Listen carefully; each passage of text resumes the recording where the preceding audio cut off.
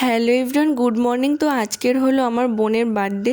রান্নাঘরে এসে দেখলাম মাসি ঘুগনি করছে, আর এখানে হচ্ছিল দুপুরের লোকজনদের জন্য রান্না।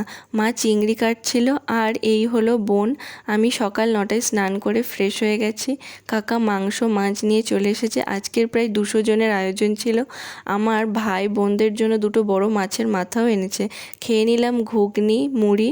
দেন প্ল্যান করলাম বেলুন দিয়ে গেট সাজাবো, কিন্তু বেলুন কম থাকায় এইটুকুই কমপ্লিট হয়েছে।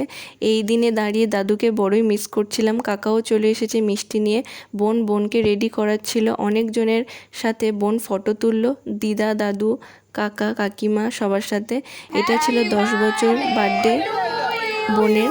কাকিমা আর কাকাকেও কেক খাওয়ালো, আর বোন রায়কে স্যান্টা দাদু সাজিয়ে দিয়েছে। খেয়ে নিলাম কেক। আর এটা হলো আমার একটা ভাই।